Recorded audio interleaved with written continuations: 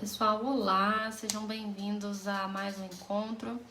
Bom, hoje o nosso encontro ele não vai falar sobre todos os tópicos, né, que tá indo aí para vocês no livro, na apostila da semana, porque o conteúdo ele é muito extenso, ele é muito grande. O primeiro conteúdo é exatamente sobre competência. Competência é um estudo um pouco solitário, porque precisa que vocês façam a devida leitura. Verifiquem todos os pontos que eu mencionei ali dentro do livro, tá? Visualizem no Vademé com todos os tópicos, todas as súmulas, porque é um exercício de fixação de memorização. Na hora da prova, vocês vão estar com o Vademecum de vocês em mãos. Então, é mais fácil de se recordar sobre as regrinhas de competência, sabendo onde estão cada regrinha, né? E por que é importante saber sobre isso? Por conta do momento do endereçamento, vocês precisam saber para onde endereçar. E além disso, em eventuais perguntas, pode ser que eles questionem na letra A, na letra B de alguma discursiva, para qual comarca o eventual processo, o eventual ato processual deve ser remetido. E aí vocês vão ter que lembrar ou se recordar das súmulas e dos artigos que tratam ali sobre as regrinhas de competência. Então, o que eu vou conversar com vocês aqui hoje é alguns tópicos relacionados ao nosso segundo ponto do estudo do dia, que é a teoria geral da prova. E por quê? Porque a teoria geral da prova e as provas em espécie são tópicos que caem muito como tese de peça e caem muito como questão discursiva. Então, prestem bem atenção. Teoria geral da prova ela é muito importante. E a de, sem ser de amanhã, a de quarta-feira, né, o alvo 1, 2, o alvo 3, é sobre provas em espécie. Provas em espécie também é muito cobrado. Se o que a gente vai falar hoje é importante, o de quarta-feira, então, é importantíssimo, tá? Então, não deixem de prestar atenção, tá? Vou conversar aqui com vocês nesse vídeo, não sobre tudo também. Vocês precisam, né, ter um estudo ativo em relação aos materiais que estão sendo entregues. Lembrando que nós estamos numa mentoria, né? Em tese, uma mentoria é o quê? Fazer com que vocês aprendam a estudar. Mas eu concedo mais do que isso, porque eu concedo, além de tudo, material para vocês, tudo mastigadinho, né? Mais personalizado ainda do que um próprio cursinho que eventualmente vocês tenham comprado por aí. Então, não deveria nem se chamar mentoria, né? Deveria se chamar cursinho da Priscila, alguma coisa nesse sentido. Mas vamos juntos, vamos tentar entender um pouquinho melhor sobre isso, tá? Então, o que eu quero pontuar com vocês sobre teoria geral da prova? Alguns tópicos. Provas cautelares, antecipadas, não repetíveis. Provas cautelares quais são elas, né? São aquelas que têm risco de desaparecimento em relação à prova por conta de um decurso do tempo, né? E aí, o contraditório ele vai ser diferido, ele vai ser realizado depois, futuramente. Podem eles ser produzidos na fase investigatória ou na fase judicial e dependem como regra de autorização judicial. Exemplo, interceptação telefônica. Beleza. O que são as provas não repetíveis? Gente, uma vez produzidas, elas não podem ser de novo coletadas ou produzidas, porque elas podem desaparecer, a fonte probatória pode desaparecer. Então, elas podem ser produzidas durante a investigação e também na fase judicial.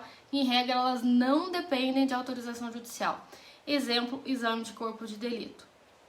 Terceiro, provas antecipadas. São aquelas produzidas observando o contraditório real. O contraditório está acontecendo naquele momento, perante a autoridade judicial, mas num momento diferente do que é legalmente previsto, ou até mesmo antes do início do processo, ainda na investigação policial, por conta de uma extrema urgência, extrema relevância. Então é indispensável, é claro, a autorização judicial, tá?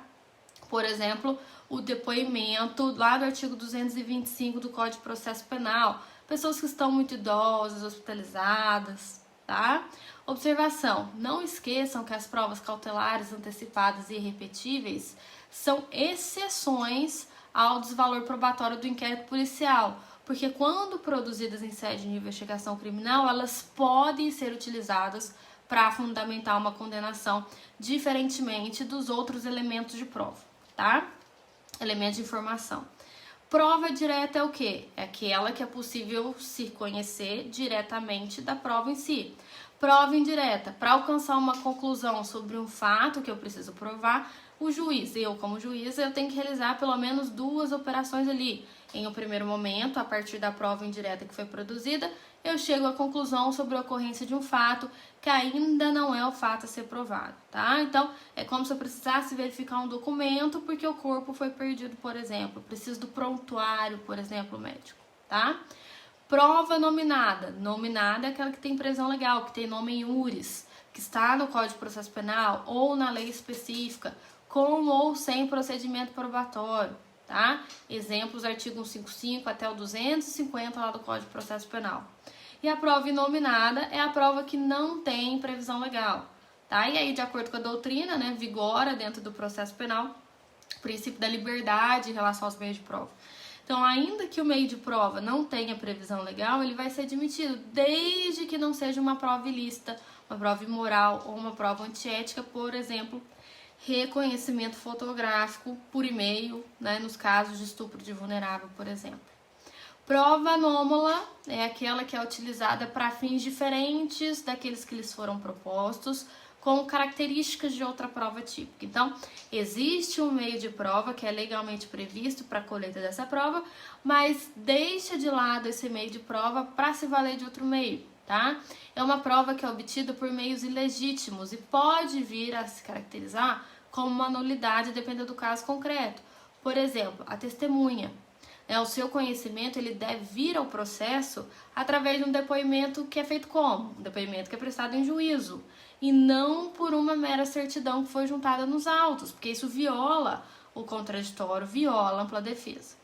Tópicos que eu queria falar com vocês então.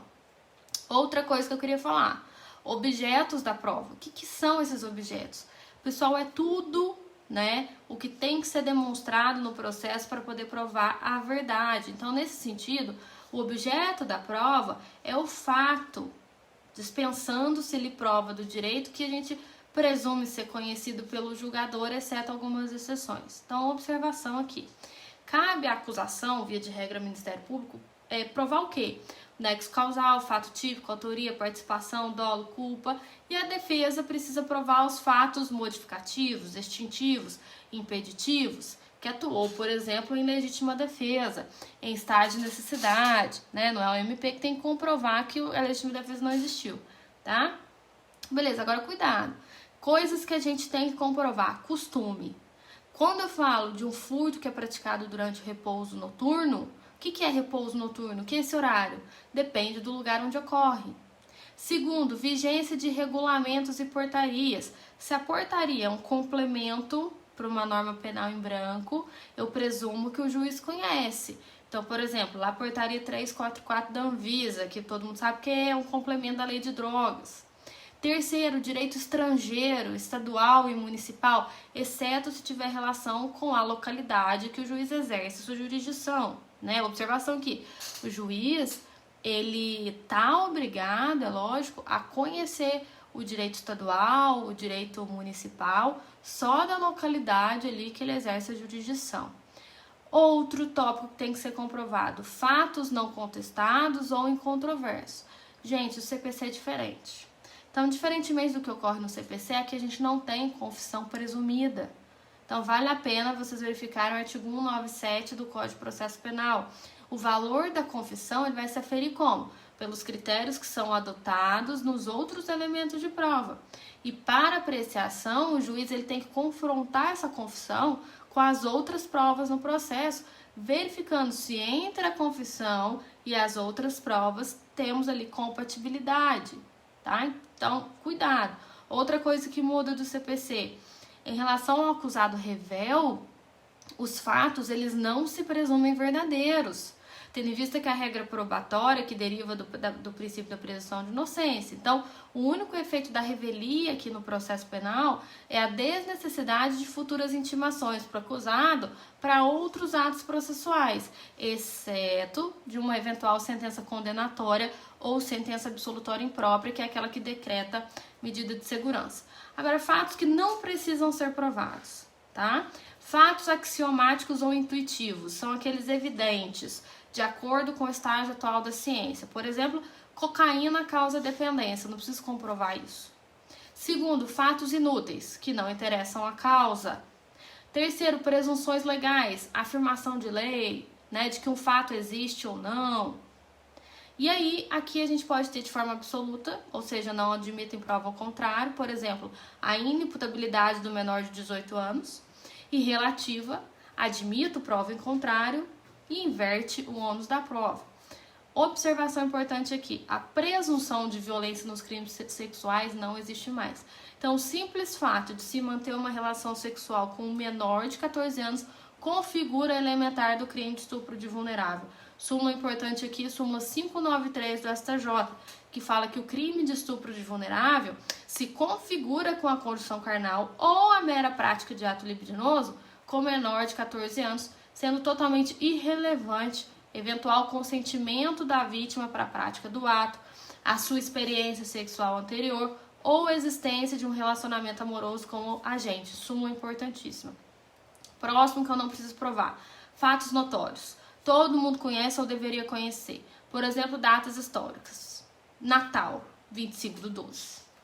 Outro ponto que eu queria falar com vocês é um princípio específico, o princípio da não autoincriminação, que fala na teoria geral da prova. Pessoal, a garantia da não autoincriminação consiste no direito de não produzir prova contra si próprio. Essa garantia ela vem sendo muito cobrada na prova pelo termo em latim, que é nemo tenetur si degenere. Está positivado lá no artigo 8º, a linha G do Pacto de São José da Costa Rica, que fala o seguinte, que é o direito da pessoa não ser obrigada a depor contra si mesma e nem se autodeclarar culpada. Desse princípio, outros nascem. Direito ao silêncio, que é o quê? Né? O direito de não responder às perguntas formuladas pela autoridade, funcionando aí como uma espécie de manifestação passiva da defesa. É uma forma de autodefesa. Segundo, direito de não ser constrangido a confessar a prática do ilícito penal, ou seja, inexigibilidade de dizer a verdade ou até mesmo conhecido como direito de mentir. Cuidado! Mentiras defensivas são toleradas, mas as mentiras agressivas, incriminadoras de terceiro não estão no manto do direito de defesa. Outro desdobramento, direito de não praticar qualquer comportamento ativo que possa incriminá-lo, ou seja, o direito de não adotar comportamentos ativos que colaborem com a atividade persecutória do Estado. Outro, direito de não produzir nenhuma prova incriminadora invasiva. A prova invasiva é aquela que envolve uma penetração no organismo humano para extrair ou utilizar alguma parte dela. Ou seja, se a prova for invasiva, a pessoa não precisa fazer. Exemplo, DNA, esperma, saliva, pele, unha. Tá? Agora, cuidado. A Constituição Federal prevê que o investigado, o acusado, ele seja expressamente informado sobre o direito ao silêncio, sob pena de nulidade das provas obtidas. Questiono vocês, e testemunha? Gente, em regra, as testemunhas elas são obrigadas a se manifestar sob pena de praticarem crime de desobediência ou até mesmo, a depender, falso testemunho. Porém, quando a resposta a alguma pergunta puder importar numa autoincriminação, elas podem se valer do direito ao silêncio. Então, dessa forma, as testemunhas elas são titulares da garantia constitucional ao silêncio, que é o direito da não autoincriminação, mas o seu exercício ele é realizado pontualmente em relação às perguntas cujas respostas podem importar numa autoincriminação. O silêncio, gente, do acusado é uma garantia constitucional e não pode ser explorado em desfavor daquele investigado, daquele acusado. Beleza. Outro ponto importante são as provas inadmissíveis. Aqui eu estou falando com vocês sobre a vedação de provas ilícitas. Estamos amparando isso no Estado Democrático de Direito, então não é admissível que o Estado tenha uma postura delituosa na produção de provas. Porque se agisse assim, o Estado ele estaria nivelando o próprio criminoso, né? Então de nada adianta. A Constituição Federal prevê inviolabilidade de ligações telefônicas, por exemplo, se fosse permitido ao Estado grampear aparelhos telefônicos sem autorização judicial. Ou então, por exemplo, não faria sentido proteger o domicílio e possibilitar a entrada sem mandado ou flagrante para fazer busca. Como todo e qualquer direito fundamental, o direito à prova não tem natureza absoluta. Então, está ali sujeito a algumas limitações, porque existem outros direitos que são igualmente protegidos pelo nosso ordenamento. Então, o reconhecimento de uma prova ilícita, prova ilegítima, que enseja numa nulidade absoluta, tem como uma consequência imediata o quê? O desentranhamento dos autos, a sua inutilização, para que não se possa influenciar indevidamente o convencimento daquele magistrado que vai sentenciar o processo. Porém, a prova ilícita ela não vai ser inutilizada em algumas situações. Primeiro, quando a prova pertence licitamente a alguém. Exemplo, alguém viola o domicílio de outra pessoa, pega uma carta. Se essa carta é reconhecida como ilícita no futuro processo, ela não precisa ser destruída, porque a carta em si é um objeto lícito e pertence a alguém. Segundo, quando a prova ilícita consistir no corpo de delito em relação àquele que praticou um crime para poder obtê-la. A prova ilícita ela pode ser a prova do crime da pessoa que a produziu. Exemplo, um caso dos policiais que foram apurar um crime de corrupção que foi supostamente praticado por uma escrivã e tiraram ali a roupa da mulher à força para poder pegar o dinheiro de corrupção que ela supostamente guardava ali dentro das calças. Os policiais, inclusive, gravaram todo esse fato. Se no processo de apuração da corrupção essa prova for reconhecida como ilícita, ela não pode ser destruída, porque ela prova a prática de crime de abuso de autoridade por parte dos policiais ou de constrangimento ilegal por parte dos policiais. A coisa inverte, tá? Tá. Outro ponto, teoria da prova ilícita por derivação. O que é isso? São meios probatórios que, não obstante lícitos na sua essência, elas decorrem de provas anteriormente obtidas por meios ilícitos. Então, elas foram contaminadas por uma ilicitude lá de antes. Por exemplo, uma confissão de homicídio mediante tortura. A prova ilícita por derivação é uma aplicação, gente, de uma teoria americana chamada a teoria da árvore dos frutos envenenados, segundo o qual o defeito existente no tronco vai contaminar os seus frutos, tá? Com o passar dos anos, a Suprema Corte Americana entendeu que essa teoria por derivação ela não poderia ser aplicada de forma ilimitada. Então surgiram algumas teorias, né, que visam trazer uma licitude para essa prova. Teoria da fonte dependente, teoria da descoberta inevitável e teoria do encontro fortuito de provas. As três elas vêm sendo muito cobradas, tá? A primeira, teoria da fonte independente, é aquela prova que é obtida de forma independente, não sendo contaminada pelo veneno da prova ilícita. Então, de um lado ela tem relação com a prova ilícita, mas por outro lado, tem uma fonte independente que a torna lícita. Então, entendam. Se o órgão da persecução penal, o Estado, demonstrar que obteve de forma legítima novos elementos de informação a partir de uma fonte autônoma de prova, que não tenha nenhuma relação de dependência e nem decorra da prova originalmente ilícita, ou seja, não tem vínculo com ela, tais dados probatórios eles são admissíveis, porque eles não estão contaminados pela ilicitude originária. Entendam o contexto. Ela teve origem no direito americano, onde o cidadão ele foi preso de forma ilegal e com essa prisão fizeram uma identificação datiloscópica. Tá, dedo. Com a identificação ilegal, por derivação, acharam suas digitais na cena do crime. Então, pela ilegalidade, a corte exclui essa identificação. Mas, depois, eles verificaram que já existia uma identificação no sistema do FBI de uma forma independente daquela coleta, o que possibilitou, então, o processo e também a condenação do cara. Essa teoria da fonte independente, ela já era adotada pelo Supremo Tribunal Federal, mas ela foi inserida de forma expressa no CPP, lá no artigo 157, parágrafo 1º, que fala que são inadmissíveis as derivadas da ilícita, salvo quando não evidenciado nexo de causalidade ou quando as derivadas puderem ser obtidas por uma fonte independente das primeiras. Tá. Segunda teoria da descoberta inevitável, ela também teve origem no direito norte-americano, em 1980 e alguma coisa. O cidadão, gente, ele era suspeito de matar alguém, mas o cadáver ele não tinha sido localizado. Então, o cara foi coagido, ele confessou, fala onde estava o cadáver foi apreendido, mas essa prova é ilícita por derivação. Mas, nesse caso concreto, 200 voluntários da cidade já estavam fazendo uma varredura atrás do cadáver. Então, a Suprema Corte entendeu que realmente o cadáver ele foi descoberto de uma forma ilícita. Mas naquela situação concreta, como os 200 moradores já estavam nos arredores, nas imediações do cadáver, a descoberta seria inevitável. Então, a apreensão do cadáver foi considerada lícita, tá? Então, prestem atenção. Se restar demonstrado que a prova derivada da ilícita, ela seria produzida de qualquer modo, independentemente da prova originária, que é ilícita, essa prova ela vai ser considerada válida. Cuidado!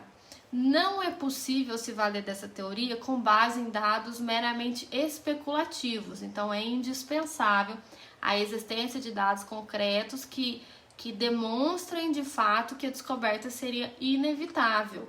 Então, em outras palavras, a descoberta inevitável que conduz à licitude de uma prova colhida de forma irregular está pautada em um juízo de inevitabilidade. Então, as provas ilícitas, elas podem ser aproveitadas desde que seja cabalmente provado que a prova chegaria no processo de qualquer forma, de qualquer maneira, considerando-se o quê? O rumo regular e o rumo lícito das investigações, o que tornaria irrelevante aquela obtenção primária da prova ilícita. O STJ, pessoal, foi o primeiro tribunal superior a adotar essa teoria da limitação da descoberta inevitável e o STF já possui alguns precedentes adotando essa teoria, tá? Terceiro, teoria do encontro fortuito de provas, essa também é uma das mais importantes. Essa teoria é utilizada nos casos em que, no cumprimento de uma diligência relativa a um delito, a autoridade policial, sem querer, casualmente, encontra provas pertinentes a uma outra infração penal que não estava na linha do desdobramento normal da investigação. Então, fala-se aqui no encontro fortuito de provas, ou serendipidade, que é quando a prova de determinada infração penal ela é obtida a partir de uma diligência que foi regularmente autorizada para investigação de um outro crime.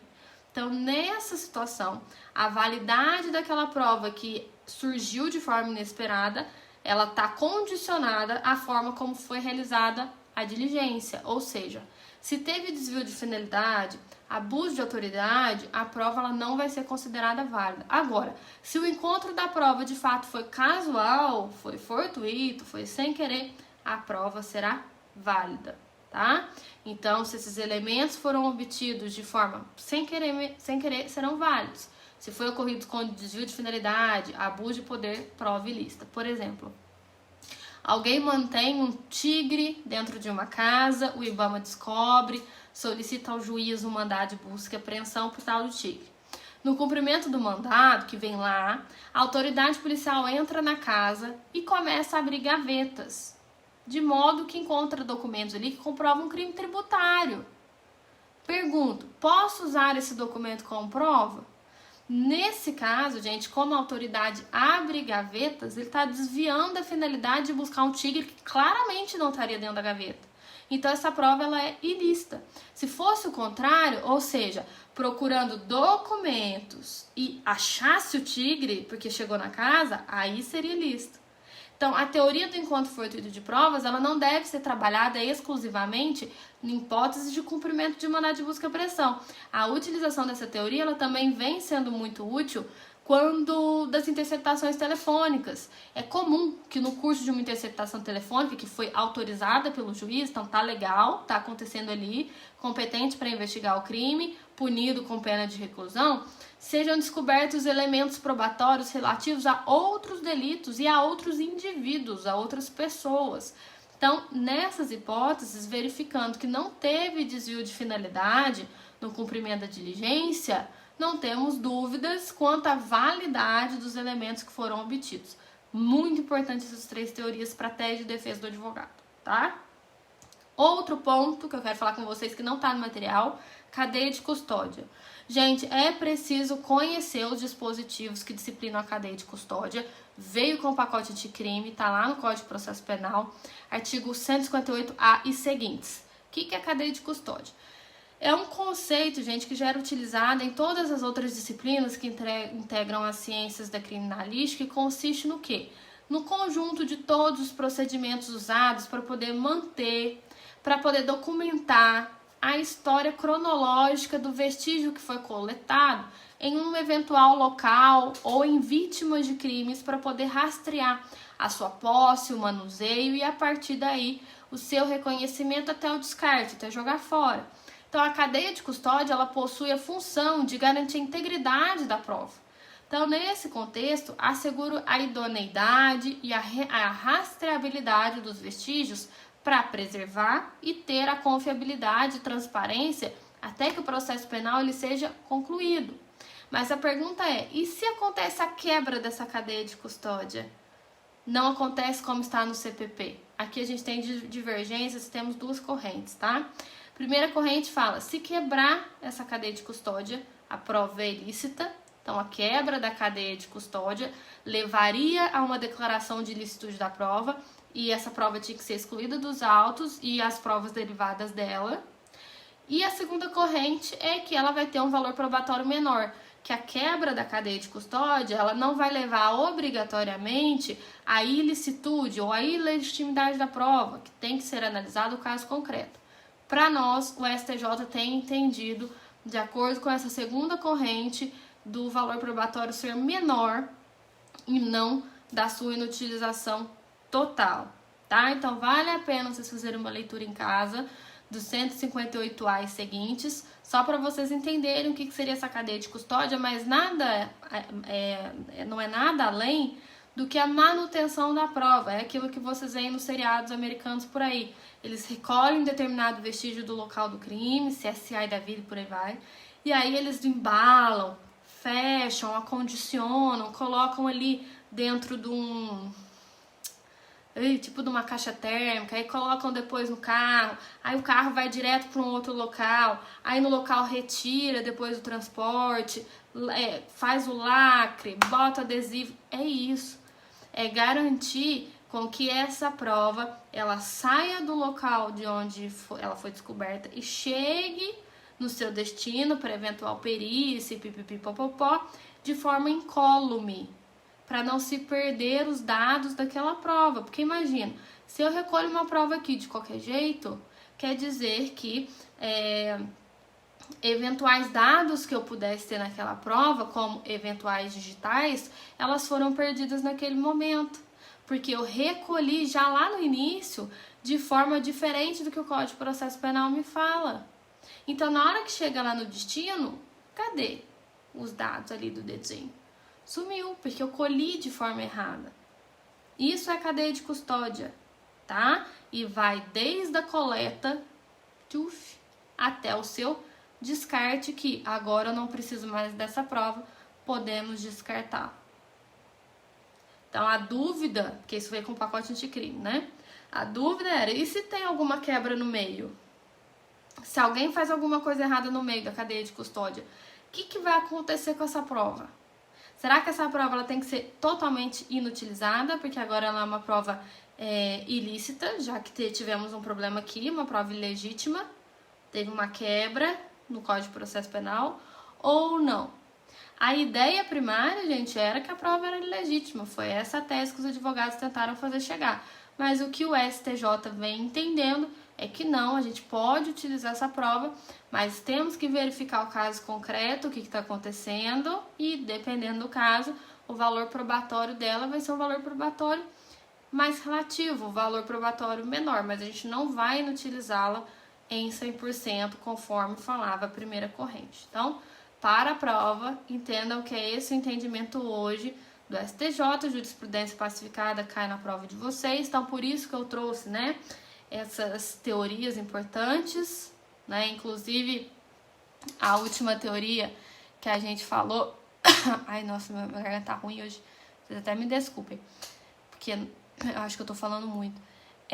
A última teoria que nós chegamos a falar, que eu cheguei a falar com vocês aqui, que é a teoria do encontro fortuito de provas, ela é muito interessante porque ela aconteceu na interceptação telefônica da época que o Sérgio Moro ele era juiz com a Dilma Rousseff, que né, o telefone dela estava sendo interceptado por conta de um fator XYZ. Ela estava conversando com o Lula e quando vê, surgiu o tal do Messias, surgiu a possibilidade de se mandar um documento e tal, quando, tipo assim, encontrou uma outra prova que não se esperava. Então a dúvida era, ixi, e agora? Porque a gente estava pesquisando um negócio Y, apareceu um negócio Z. Nada mais é do que a teoria do encontro fortuito de provas. Puf, foi sem querer, tá? Então, por isso, esse debate é interessante, porque hoje tudo se locomove com interceptação telefônica, então isso vem acontecendo muito, tá? Beleza, então lembre-se do caso do tigre. Se eu fui procurar o tigre, sair abrindo gaveta, galera, já é um troço ilícito. Você, como advogado, tem que falar o quê? Não, não é crime tributário. Essa prova é ilícita, ela tem que ser desentranhada dos autos, então não tem prova, a pessoa tem que ser absolvida. Pronto, acabou. O inverso não é verdadeiro. Se eu estava indo com mandado de busca em relação a documento, entrei na casa, dei de cara com o tigre, aí foi sem querer. Eu não saí procurando. Bati o olho e vi que o tigre estava lá. Aí foi sem querer. Aí ela vai ser lista, tá? Então, pontos importantes aí para vocês. Eu aposto muito nessa teoria do encontro fortuito de provas, porque ela ainda não caiu. Uma dessas 3 já caiu, mas essa em específico ainda não, e ela ganhou muita força nos últimos tempos. É isso, pessoal. Então, boa leitura, bom andamento aí para vocês nessa mentoria. A gente encontra amanhã, e amanhã eu vou tratar com vocês sobre o tema resposta à acusação. Então, até já!